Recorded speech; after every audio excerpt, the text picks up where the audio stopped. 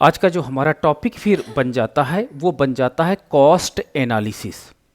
ठीक है, cost analysis हो जाता है और इसको केयरफुली आपको देखना होगा। तो देखिए, जब कॉस्ट एनालिसिस की हम लोग बात करते हैं तो कॉस्ट एनालिसिस के अंतर्गत जो आपका सबसे इम्पॉर्टेंट बात होती है कि इसका एक ऑर्डर होता है प्रॉपर, और उस ऑर्डर से अगर आप समझ लेंगे तो चीज़ें काफ़ी क्लियर हो जाएंगी। देखिए, जब कोई उत्पादक अपना कोई प्रोडक्शन की प्रक्रिया स्टार्ट करता है तो प्रोडक्शन की प्रक्रिया स्टार्ट करने के लिए मान लीजिए हम एक कंपनी बनाना चाहते हैं। ठीक है, पेन बनाने की एक कंपनी बनाना चाहते हैं। तो उस पेन बनाने की कंपनी के लिए सबसे पहले रिक्वायर्ड हमें क्या हो जाएगी, एक लैंड का रिक्वायरमेंट होगा। ठीक है, जिसमें हम लोग क्या करेंगे, कंपनी लगाएंगे, चलाएंगे। अब आपने मान लीजिए 10 करोड़ रुपए की कंपनी के लिए लैंड परचेज कर लिया या लैंड लीज पर ले लिया, तो आपका उत्पादन पेन का कितना हुआ, अभी भी जीरो उत्पादन है, क्योंकि जमीन खरीद लेने से आपके पेन का उत्पादन नहीं होता है। दूसरी चीज, अब आपने क्या किया, इसमें मशीनें लगा दिया, मशीनें लगा दिया, बट पेन का उत्पादन कितना अभी भी है, जीरो है। तो यानी मशीनें और लैंड दोनों मिलकर के कभी भी पेन का उत्पादन नहीं कर सकते हैं। तो ये आपका पेन का उत्पादन जीरो है, जबकि आपने 50 करोड़ रुपए की आपने क्या लगा दिया है, मशीनें लगा दिया है। यानी आपने 60 करोड़ रुपए खर्च कर दिया है, प्रोडक्शन आपका अभी भी जीरो है। फिर आपने क्या किया, आपने इसमें और अदर चीज़ें लगा दिया। ठीक है, जो इसके लिए रिक्वायर्ड है, जैसे पानी का प्लांट आपने लगा दिया। ठीक, या प्लास्टिक लाने के लिए कुछ गाड़ियां खरीद के रख लिया। ठीक है, तो इस तरह करके अगर मिसलीनियस एक्सपेंडिचर की मैं बात करता हूं तो 10 करोड़ रुपए का आपने वो भी खर्च कर दिया और पेन का प्रोडक्शन अभी भी जीरो है। तो आपको क्या है, आपको लगता है कि 70 करोड़ रुपए हमने खर्च तो कर दिया, लेकिन अभी भी उत्पादन नहीं हो रहा है, उत्पादन शून्य है। तो ये जो कॉस्ट होती है किसी उत्पादक की, इसे हम लोग स्थिर लागत कहते हैं। ये पॉइंट आप याद रखिएगा।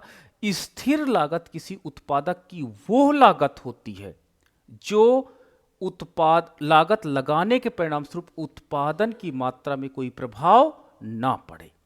अब मान लीजिए इस फैक्ट्री में मैंने लेबर पर खर्च कर दिया 5 करोड़ रुपए, मैंने कच्चे माल पर खर्च कर दिया कुछ रुपी अदर चीजों पे खर्च कर दिया। अब पेन का उत्पादन कितना हो गया, 1 लाख यूनिट हो गया, 1 लाख यूनिट हो गया। तो ये जो खर्चा मेरा आया 5 करोड़, 10 करोड़, 15 करोड़, ठीक है, मैंने खर्च किया, यानी लगभग लगभग मैंने 30 करोड़ रुपए ये जो खर्च किया, इससे उत्पादन बढ़ गया। तो इस लागत को हम लोग परिवर्तनशील लागत कहते हैं, परिवर्तनशील लागत की संज्ञा देते हैं। ठीक है, परिवर्तनशील लागत वो लागत होती है जब इस लागत को हम बढ़ाते हैं तो आपका प्रोडक्शन भी बढ़ना चालू हो जाता है। लेकिन स्थिर लागत वो लागत होती है जब हम इसको बढ़ाते हैं तो कभी भी उत्पादन नहीं बढ़ता, उत्पादन कांस्टेंट रहता है। ठीक है, तो इसको हम लोग इकोनॉमिक्स की भाषा में टोटल फिक्स कॉस्ट बोलते हैं और इसको इकोनॉमिक्स की भाषा में टोटल वेरिएबल कॉस्ट बोलते हैं, कुल परिवर्तनीय लागत। और उसको हम लोग जो बोलते हैं इसको कुल स्थिर लागत बोलते हैं। अब इसको इकोनॉमिक्स की भाषा में कुल स्थिर लागत ये उत्पादन की इकाइयों का फलन नहीं है।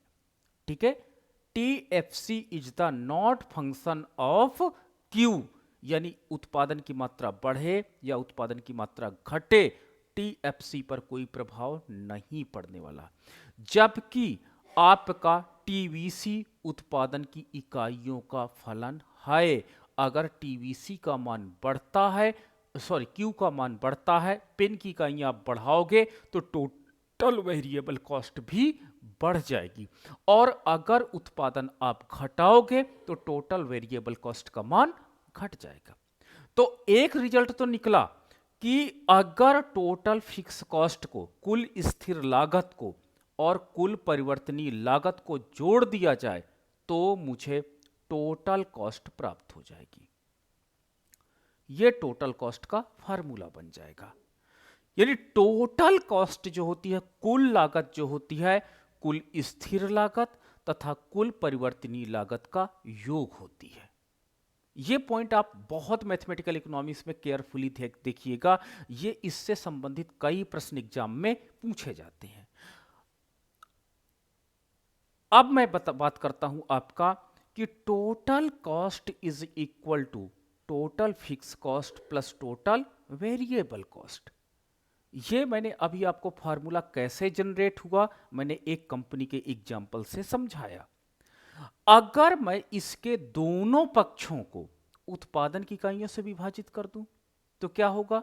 तो अगर मैंने इसके दोनों पक्षों को उत्पादन की इकाइयों से विभाजित कर देता हूं, दोनों पक्षों को, तो आप देख सकते हो कि टोटल कॉस्ट को यानी कुल लागत को अगर उत्पादन की इकाइयों से विभाजित करता हूं तो एवरेज कॉस्ट प्राप्त हो जाएगा।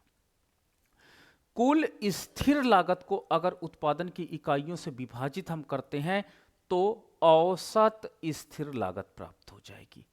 और अगर मैंने कुल परिवर्तनीय लागत को उत्पादन की इकाइयों से विभाजित करता हूं तो औसत परिवर्तनीय लागत प्राप्त हो जाएगी। और हमारा फार्मूला क्या बन जाएगा? औसत कॉस्ट बराबर औसत स्थिर लागत तथा औसत परिवर्तनीय लागत। ये एक फार्मूला बन जाता है। ठीक है, अब औसत लागत बराबर क्या हो जाएगा? औसत स्थिर लागत तथा औसत परिवर्तनीय लागत। ये फार्मूला बन गया। ठीक है, अगर आपके पास TAFC का मान दिया है, ABC का मान दिया है, तो आप इन दोनों को जोड़ देंगे, जोड़ने के बाद एवरेज कॉस्ट का मान आपको मिल जाएगा। या अगर आप टोटल कॉस्ट को Q से डिवाइड कर देंगे, उसकी उत्पादन की इकाइयों से विभाजित कर देंगे, तो आपको औसत लागत प्राप्त हो जाएगा। इसी प्रकार अगर कुल स्थिर लागत को उत्पादन की इकाइयों से विभाजित कर देंगे तो आपको औसत स्थिर लागत प्राप्त हो जाएगा। और इसी प्रकार कुल स्थिर लागत को उत्पादन की इकाइयों से विभाजित करने के बाद हमको औसत परिवर्तनीय लागत या औसत परिवर्तनीय लागत प्राप्त हो जाएगी। तो यानी औसत कुल परिवर्तनीय लागत को उत्पादन की इकाइयों से विभाजित करने के परिणाम स्वरूप आपको औसत परिवर्तनीय लागत प्राप्त हो जाएगी। तो ये फार्मूले का तरीका होता है। चलिए मैं पुनः टोटल कॉस्ट बराबर टोटल फिक्स कॉस्ट कुल स्थिर लागत प्लस टोटल परिवर्तनीय लागत को ले लेता हूं।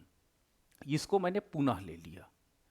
अब क्या किया? दोनों पक्षों का अवकलन करने पर,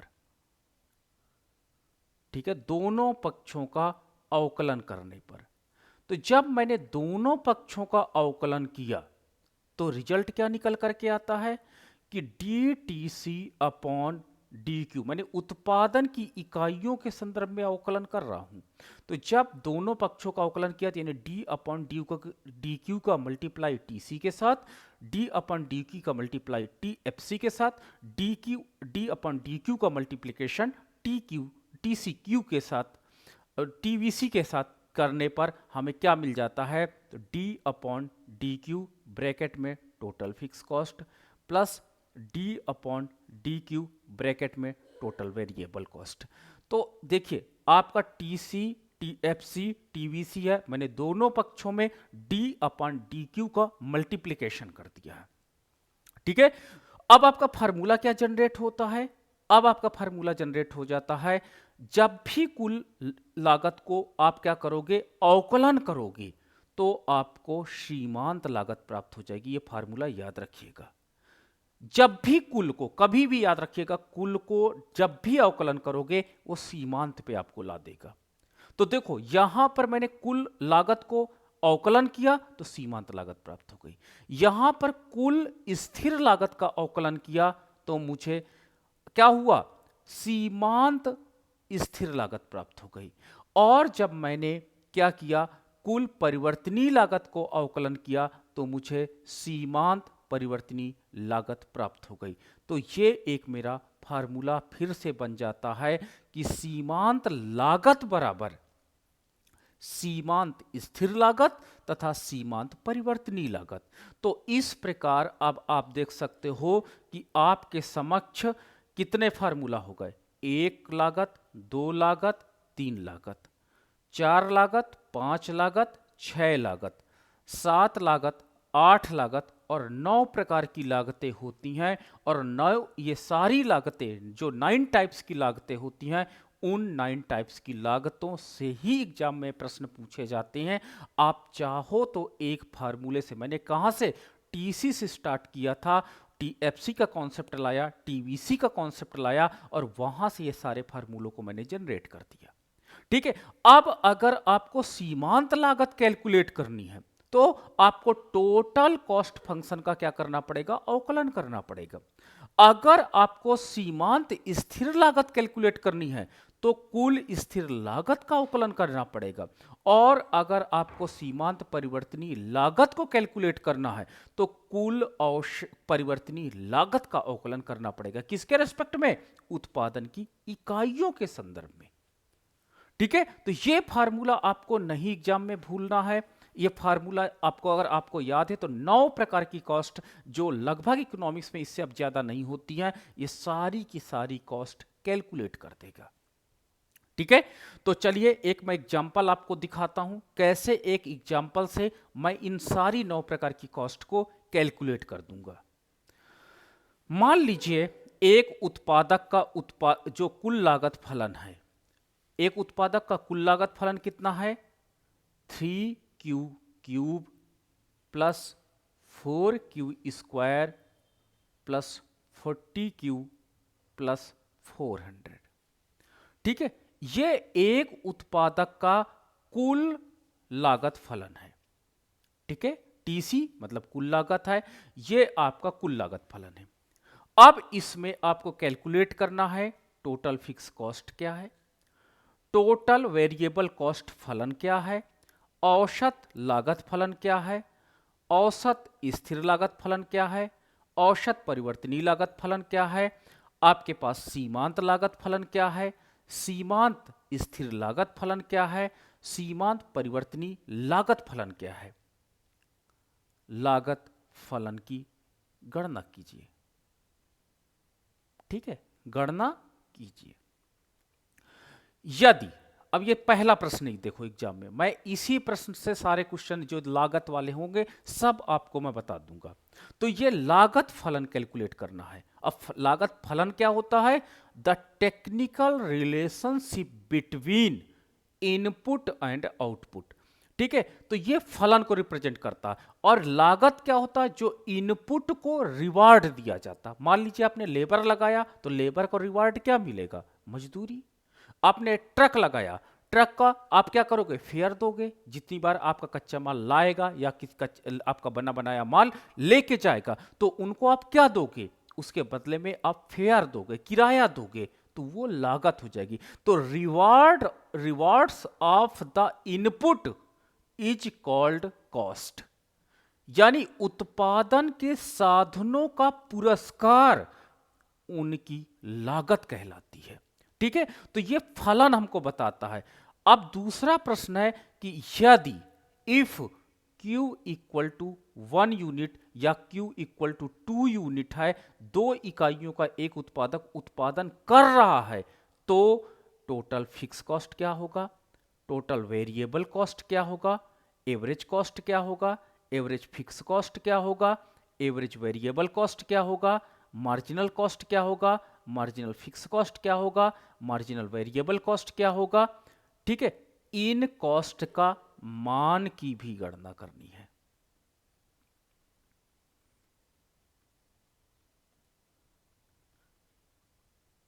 ठीक है।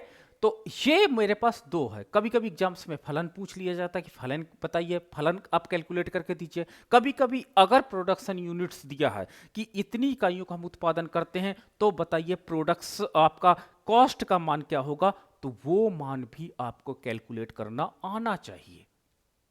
ठीक है। तो चलो इसी फलन को मैंने क्या किया, 3q क्यूब 4q स्क्वायर मैंने यहां पर नोट कर दिया। फिर से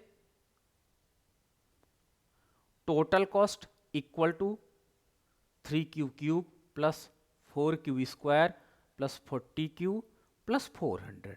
ये आपके पास फलन देखिए यहां पर दिया है।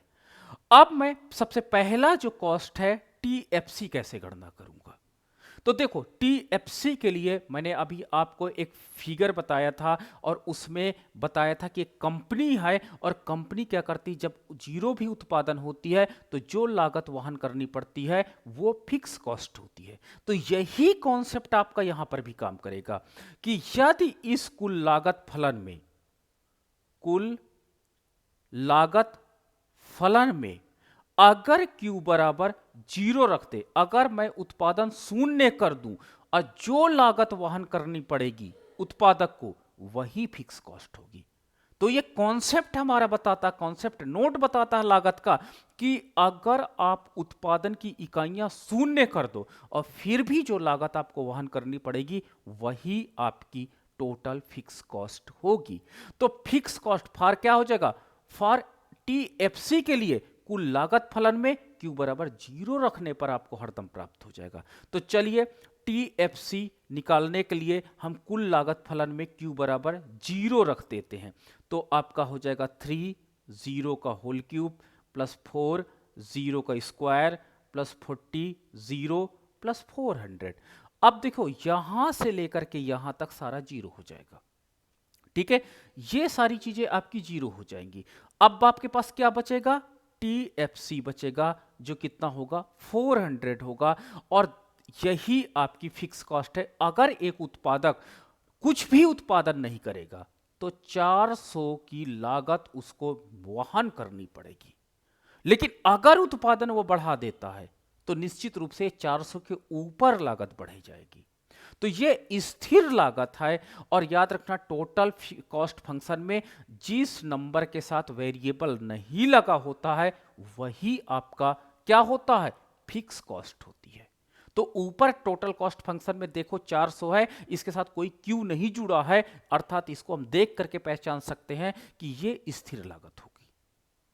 ठीक है, अब मैंने आपके साथ डिस्कस किया था, कि टोटल कॉस्ट में एक तो फिक्स कॉस्ट जुड़ी होती है और एक वेरिएबल कॉस्ट जुड़ी होती है। मैंने कहा ना 2 कॉस्ट जुड़ी होती है। अब आप क्या करते हो, अब आपको कैलकुलेट करना है दूसरी कॉस्ट, टोटल वेरिएबल कॉस्ट। तो टोटल कॉस्ट में से अगर टोटल फिक्स कॉस्ट को इधर ट्रांसफर कर देंगे तो टोटल वेरिएबल कॉस्ट बराबर total cost minus total fix cost कर दो। तो टोटल वेरिएबल कॉस्ट फलन निकल आएगा किसके साथ, अगर टोटल कॉस्ट फंक्शन में से टोटल फिक्स कॉस्ट को माइनस कर देंगे तो टोटल वेरिएबल कॉस्ट कैलकुलेट हो जाएगी। तो चलो हम कैलकुलेट कर लेते हैं। तो टोटल कॉस्ट बराबर हो जाएगा 3q³ plus 4q² plus 40q plus 400 और TFC का मान कितना है, -400। -400 से +400 कट गया। तो ये जो आपके पास फलन अब आया, ये जो फलन आया यही टोटल वेरिएबल कॉस्ट फंक्शन होगा। ठीक है, यही आपका टोटल वेरिएबल कॉस्ट फंक्शन होगा। ये बात को आपको बहुत ध्यान रखना होगा। ठीक है, फिक्स कॉस्ट आपकी अलग करने के बाद जो कॉस्ट आपकी ये यहां से बच रही है ये वेरिएबल कॉस्ट को रिप्रेजेंट करती है। तो आप देख करके एग्जाम में बता दोगे कि कौन सा वेरिएबल कॉस्ट है, क्योंकि आपको नेट जेआरएफ में इतना टाइम नहीं होता कैलकुलेट करने का। ठीक है, वहां देख करके कि अगर इनके साथ वेरिएबल लगा है, टोटल कॉस्ट फंक्शन है और उसके साथ वेरिएबल लगा तो ये वेरिएबल कॉस्ट होगी, और अगर कोई कांस्टेंट नंबर है तो उसके साथ क्या हो जाता, कोई वेरिएबल नहीं लगा है तो समझ जाना वो फिक्स कॉस्ट है। यानी हम देख के बता देंगे कि टोटल वेरिएबल कॉस्ट है और ये टोटल फिक्स कॉस्ट है। आपको मैथमेटिक्स लगाने का तरीका ये है, कॉन्सेप्ट यहां से आता है, लेकिन आपको शॉर्टकट ढूंढना पड़ेगा। अब हम क्या करते हैं, ये टोटल वेरिएबल कॉस्ट फंक्शन है। मैंने कहा कि अगर एक उत्पादक 2 इकाइयों का उत्पादन करता है तो बताइए इसका मान क्या होगा। तो आप टोटल वेरिएबल कॉस्ट में इस Q का मान रख दो। तो 3 ब्रैकेट में 2 का होल क्यूब प्लस 4 आपका फिर 2 का होल स्क्वायर प्लस 40 आपका 2, ये आप वैल्यू को कैलकुलेट कर लोगे तो 2 दूनी 4 दूनी 8 और 8 त्रिक 24, तो इसको जब आप सॉल्व करोगे तो यहाँ 24 आ जाएगा, ये 2 दूनी 4, 4 चौक 16 प्लस 16 आ जाएगा, प्लस 40 दूनी 80, इन तीनों को जोड़ दो तो यही आपकी टोटल वेरिएबल कॉस्ट का मान होगा। ठीक है, तो फलन निकालना आपको सीखना चाहिए और आपको मान निकालना आना चाहिए, क्योंकि एग्जाम्स में आपको क्या करेगा, टोटल कॉस्ट फंक्शन दे देगा और कहेगा q बराबर 3 पर बताइए मान क्या होगा। तो आप इतनी लंबी प्रक्रिया वहां नहीं करोगे, रफ में तुरंत देख लोगे, अच्छा इनके साथ वेरिएबल, ये टोटल वेरिएबल कॉस्ट फंक्शन को वहां से एक रफ में नोट कर लोगे, फटाक से q की वैल्यू रखोगे और आप कैलकुलेट कर दोगे। ठीक है, तो इस तरह आपका एग्जाम में टोटल वेरिएबल कॉस्ट फलन निकल के आ जाता है एंड टोटल वेरिएबल कॉस्ट का मान कैलकुलेट हो जाता है। ठीक है, thus we can calculate the function total variable cost function and the value of total variable cost at the production unit q equal to 2, q equal to 2 पर total variable cost का मान निकल करके आ जाता है। ठीक है, तो अब आपको पहली दो प्रॉब्लम तो समझ में आ गई कि टीएफसी कैसे निकालेंगे एंड टोटल वेरिएबल कॉस्ट कैसे निकालेंगे, ये बात तो आपको क्लियरली समझ में आ गई होगी। अब मेरा बात आता है औसत लागत कैसे निकलेगा। ठीक है, तो औसत लागत निकालने के लिए आपको क्या करना पड़ेगा, मैंने फार्मूला आपको बता रखा है कि औसत लागत, यहां पर देखिए कि औसत लागत कैसे निकल रहा है। टोटल कॉस्ट फंक्शन को अगर उत्पादन की इकाइयों से विभाजित कर देंगे तो औसत लागत फलन प्राप्त हो जाएगा। If you divide the total cost function by the production unit, दस वी कैन गेट, क्या हो जाएगा, तो एवरेज कॉस्ट फंक्शन मिल जाएगा। तो चलो यही काम कर देते हैं कि टोटल कॉस्ट को अगर आपको एवरेज कॉस्ट प्राप्त करना है तो एवरेज कॉस्ट प्राप्त करने के लिए टोटल कॉस्ट बाय उत्पादन की इकाइयों से विभाजित कर देते हैं। और टोटल कॉस्ट फंक्शन क्या है आपका 3q cube plus 4q square plus कितना 40q अब प्लस 400, और इसको अगर मैंने उत्पादन की इकाइयां जो यहाँ पे q है q से डिवाइड कर दूंगा तो एवरेज कॉस्ट फंक्शन मिल जाएगा। तो क्या हो जाएगा 3q square plus 4q plus 40 plus 400 upon q।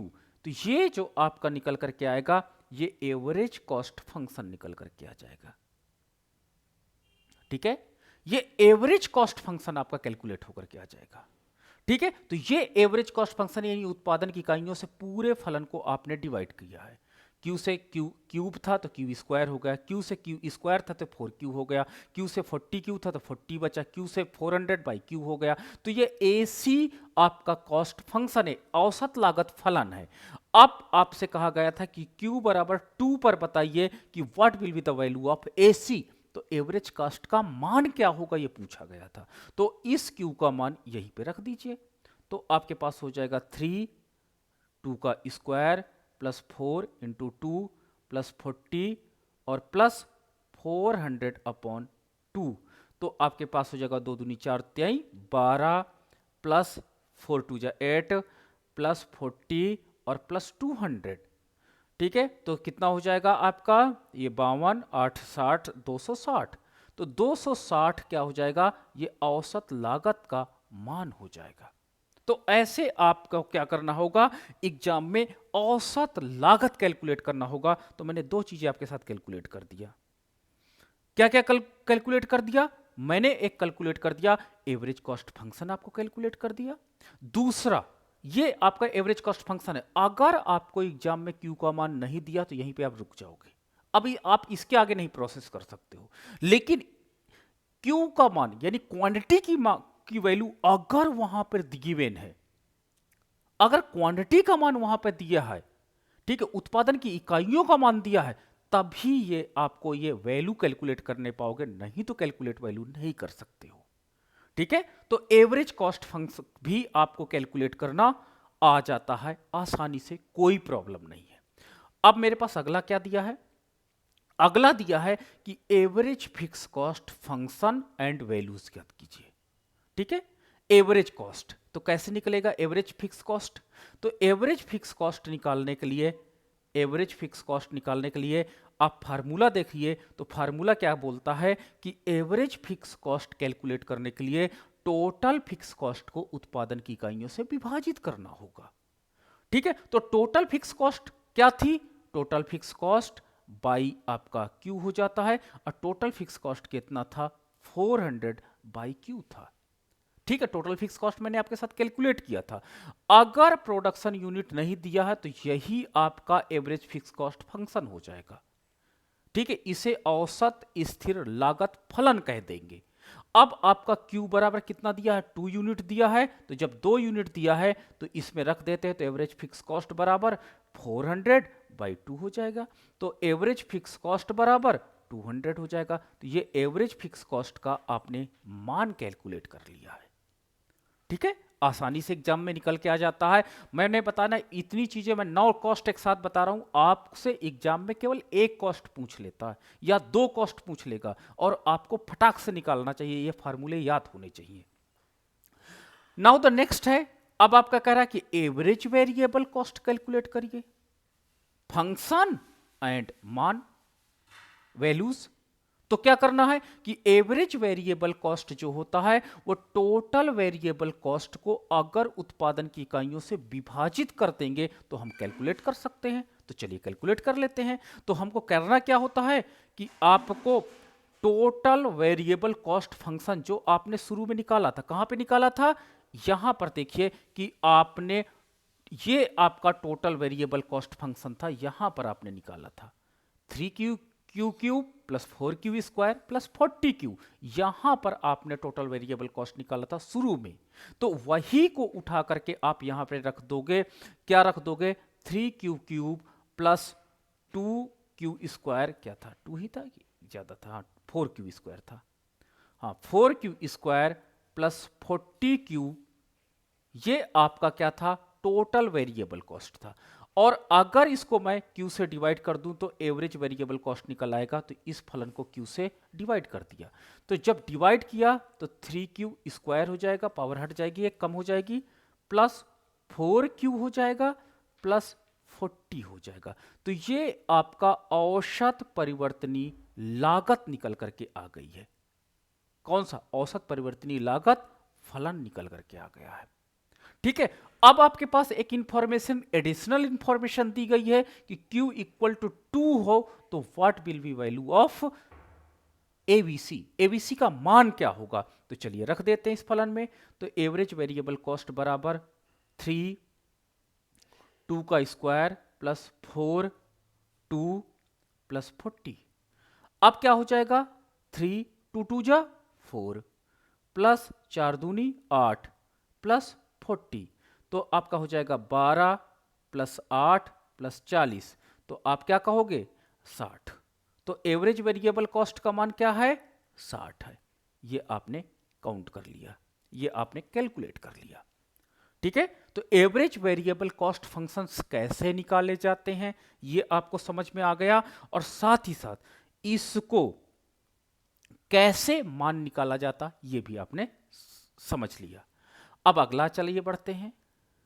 अगला क्या है प्रश्न इसमें, मार्जिनल कॉस्ट कैलकुलेट करिए, marginal cost function and marginal cost की values if production unit is Q equal to 2 given. यदि उत्पादन की 2 इकाइयां दिया है तो सीमांत लागत का मान निकालिए। तो कैसे निकालेंगे, तो सबसे पहले देखिए सीमांत लागत, जब आपने फार्मूला में देखा होगा तो सीमांत लागत जो निकालने के लिए क्या किया जाता है, सीमांत लागत निकालने के लिए टोटल कॉस्ट का अवकलन किया जाता है उत्पादन की इकाइयों के संदर्भ में। तो आपको अवकलन करने के बाद सीमांत लागत फलन ज्ञात हो जाएगा। तो चलिए कैसे करते हैं, इसको कैलकुलेट करने के लिए, आपको सीमांत लागत कैलकुलेट करने के लिए अवकलन करना होगा, किसका, टोटल कॉस्ट फंक्शन का। तो चलिए d upon D Q, bracket में आपका हो जाएगा 3Q cube plus 4Q square plus 40Q plus 400। Total cost function मैंने एज इट इज यहां पे रख दिया। अब इसको अवकलन कर लेते हैं। अवकलन मुझे ये उम्मीद है कि आप लोगों को आता होगा, तब मैं डायरेक्ट कर रहा हूं। अगर आपने ये कहा कि नहीं सर नहीं आता तो वो भी हम बताएंगे, तो आप मुझे जरूर ग्रुप में ही कमेंट कर दीजिएगा कि आपको अवकलन आता है कि नहीं आता है। तो जब आप इसको अवकलन करेंगे तो सीमांत लागत फलन ज्ञात हो जाएगा। अवकलन करते हैं तो 3 × 3 Q 3 माइनस 1, पावर पहले आई, पावर से एक माइनस हो गया, फिर plus 4 into 2 Q 2 minus 1, power पहले आई, पावर से एक माइनस हो गया, plus 40 into 1 Q 1 minus 1 plus 0। अब आपका हो जाएगा 3 3 जा 9 क्यू स्क्वायर प्लस 4 दूनी 8 क्यू प्लस 40। ठीक है, क्योंकि q की पावर 0 हो जाती है, और जब किसी वेरिएबल का पावर 0 हो जाता है तो उसका मान 1 हो जाता है। और तो ये आपके पास क्या आ जाता है, सीमांत लागत फलन आ जाता है। ठीक है, तो सीमांत लागत फलन आ जाने के कारण क्या होता है, ये हमको सीमांत लागत फलन ज्ञात हो गया। ठीक है, अब सीमांत लागत फलन में अगर q का मान नहीं दिया तो यहीं पे हम रुक जाएंगे, यही मार्जिनल कॉस्ट फंक्शन है, इसके आगे हम नहीं बढ़ेंगे। ठीक है, बट आपको एक एडिशनल इंफॉर्मेशन q बराबर 2 गिवन है। जब q बराबर 2 गिवन है तो जब यह दिया हुआ है तो हम इसकी वैल्यू को रख देंगे। तो मार्जिनल कॉस्ट बराबर 9 ब्रैकेट में 2 का स्क्वायर प्लस 8 इंटू 2 प्लस 40। तो अब आपके पास हो जाएगा 2 दूनी 4, 4 नहीं 36 प्लस 8 दूनी 16 प्लस 40। तो अब आप इसको कैलकुलेट कर लोगे तो ये आपका सीमांत लागत फलन निकल करके आ जाएगा। ये आपका 92 सीमांत लागत का मान है, ये वैल्यू है, और ये आपका फंक्शन है, ये आपका ऊपर फंक्शन है। तो इस तरह आपको क्या करना पड़ेगा, सीमांत लागत फंक्शंस प्राप्त करना पड़ेगा और सीमांत लागत की वैल्यूज प्राप्त करनी पड़ेगी। इस तरह आप निकाल सकते हो। ठीक है, एग्जाम में डायरेक्ट आपको दे दिया जाएगा if q equal to 2 given then what will be value of mc। तो आपको इस फंक्शंस को आपको आना पड़ेगा, तुरंत रफ में वहां पे कैलकुलेट करने लेना, क्योंकि अब ऑनलाइन बेस्ड है। और हम लोग जब एग्जाम्स देते थे तो वहीं पर क्या करते थे, रफ होता था पीछे और उसी पीछे रफ में काम कर लिया करते थे। अब मुझे ये भी नहीं पता कि कंप्यूटर लैब में आपको रफ का काम करने का दिया जाता है कि नहीं दिया जाता है, ये मुझे अनुभव नहीं है, बट आपको मुझे लगता है कुछ ना कुछ तो दिया जाता होगा जिससे आप रफ का काम कर सकते होगे। तो रफली तुरंत आपको कैलकुलेट करना, क्विक रिएक्शंस आपका होना चाहिए कि मार्जिनल कॉस्ट फंक्शंस आपको निकालने के लिए टोटल कॉस्ट फंक्शन का अवकलन करना होगा, और उस अवकलन का वैल्यू जो होगी वही फलन होगा। इफ क्वांटिटी दी है तो आप उसकी वैल्यू को फाइंड आउट कर सकते हो, कोई प्रॉब्लम नहीं आती है, वैल्यू इजीली फाइंड आउट हो जाती है। नाउ द नेक्स्ट है, अगला प्रश्न है इसी में। अगला प्रश्न क्या है, देखिएगा, अगला प्रश्न है कि मार्जिनल फिक्स कॉस्ट को कैलकुलेट करिए। ठीक है, तो मार्जिनल फिक्स कॉस्ट को जब हम कैसे कैलकुलेट करेंगे, मार्जिनल फिक्स कॉस्ट निकालने के लिए टोटल फिक्स कॉस्ट का अवकलन करना होगा। ठीक है, तो चलो इसके पीछे का कॉन्सेप्ट देखते हैं। तो आपका मैं 2 पार्ट इसका कर लेता हूं कि मार्जिनल फिक्स कॉस्ट कैलकुलेट करने के लिए टोटल फिक्स कॉस्ट का अवकलन करना होता है उत्पादन की इकाइयों के संदर्भ में। ठीक है, तो जब टोटल फिक्स कॉस्ट का अवकलन करेंगे तो टोटल फिक्स कॉस्ट आपको इस प्रश्न में कितना आया है, 400 आया है। तो इस 400 का मैंने बोला था कि अवकलन का नियम यह कहता है कि कोई भी कांस्टेंट नंबर जिसके साथ कोई वेरिएबल ना लगा हुआ हो, जब किसी के साथ वेरिएबल नहीं लगा होता है तो उसका अवकलन क्या हो जाता है, सदैव 0 होता है। ठीक है, तो marginal cost function and value दोनों का मान क्या होगा, सदैव 0 होगा, ऑलवेज। ये थ्योरी याद रखना कि मार्जिनल फिक्स कॉस्ट चाहे जितना बड़ा क्वेश्चन हो, ये कॉन्सेप्ट में आप बैठा लेना, क्योंकि टीएफसी का अवकलन करना होता है और टीएफसी सदैव एक कांस्टेंट नंबर होता है। तो जब एक कांस्टेंट नंबर रहेगा तो इसका अवकलन सदैव 0 होगा, और जब इसका अवकलन सदैव 0 होगा तो मार्जिनल फिक्स कॉस्ट सदैव क्या होती है, 0 होती है। ये पॉइंट याद रखना। ठीक है, तो यही आपका क्या होगा, यही आपका फलन होगा। ठीक है, और यही इसका मान होगा। अगर मुझसे कोई पूछ ले कि ये फंक्शन गिवन है, कौन सा फंक्शन, सपोज दैट टोटल, मान लो ये function average cost function is given, then what will be value of या function of marginal fix cost, तो मैं ये समझ जाऊंगा ये बेवकूफ बना रहा मुझे। क्योंकि मार्जिनल फिक्स कॉस्ट क्या होता है, ऑलवेज जीरो होता है, तो चाहे जो फंक्शन दिया रहे। ठीक है, तो इसलिए कभी कभी जानबूझ करके ऐसे काम किए जाते, जैसे आप रेंज में आपने पढ़ा होगा, तो रेंज में चाहे आप इंडिविजुअल सीरीज का रेंज निकालना, चाहे आप क्या कहते हैं डिस्क्रीट सीरीज का रेंज निकालना, चाहे कॉन्टिन्यूअस सीरीज का रेंज निकालना, तीनों रेंज में फ्रीक्वेंसी का कोई रोल नहीं है, लेकिन फ्रीक्वेंसी दी जाएगी। तो ये पॉइंट याद रखना पड़ेगा कि कौन सी हमको इंफॉर्मेशन क्या होते हैं नीडेड है, कौन सी फालतू की इंफॉर्मेशन है, क्योंकि क्वेश्चन बनाने वाला तो देगा ही देगा। तो मार्जिनल फिक्स कॉस्ट ऑलवेज क्या होता है, ऑलवेज जीरो होता है, ये पॉइंट याद रखिएगा। यानी हम अब जब भी थ्योरी में काम करेंगे, जब हम आपके साथ स्टडी करेंगे, तो सदैव मैं एमएफसी को जीरो रख दूंगा, और इसके पीछे का रीजन ये आप समझ लेना कि उस दिन की क्लास में जो हुआ था डिस्कशन। नाउ द नेक्स्ट, अगली कौन सी कॉस्ट है, अगली आपकी कॉस्ट है मार्जिनल वेरिएबल कॉस्ट कैलकुलेट करना है।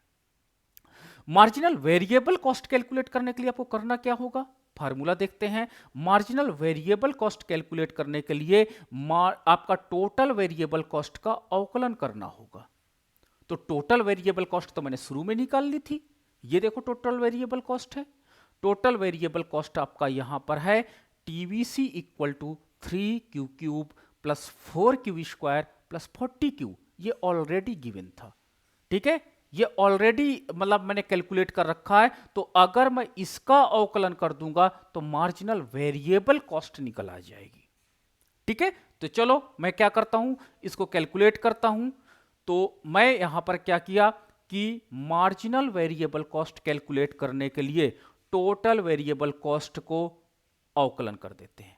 किसके संदर्भ में, उत्पादन की इकाइयों के संदर्भ में। अगर यहां पे Q है, फलन आपका Q में है, तो Q के रेस्पेक्ट में आप अवकलन करोगे।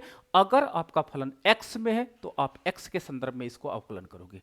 तो अब आपका क्या हो जाएगा, d अपॉन dq, और ब्रैकेट में हो जाएगा 3q cube plus 4q square plus 40q। यहां पर आप टोटल वेरिएबल कॉस्ट का फलन का मान रख दोगे। ठीक है, अब इसको अवकलन करोगे, अवकलन करने पर क्या हो जाएगा, 9q स्क्वायर हो जाएगा प्लस 8q हो जाएगा प्लस 40 हो जाएगा। तो ये मार्जिनल वेरिएबल कॉस्ट फंक्शन होगा। ठीक है, मार्जिनल वेरिएबल कॉस्ट फंक्शन होगा। अब आपके पास एक एडिशनल इंफॉर्मेशन दी गई है, q इक्वल टू 2 गिवन है, q बराबर 2 दिया है, तो क्या हो जाएगा 9 2 का स्क्वायर प्लस 8 2 ब्रैकेट में 2 और प्लस 40। तो अब आपके पास क्या हो जाएगा, एक मिनट, थोड़ी सी प्रॉब्लम आई स्क्रीन में मेरे।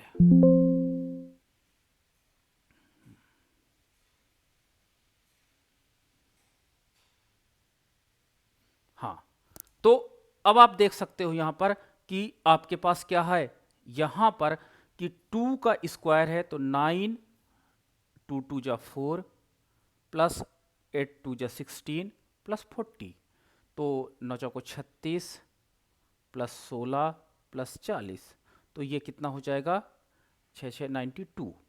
तो मार्जिनल वेरिएबल कॉस्ट का मान कितना आया, 92 आ गया।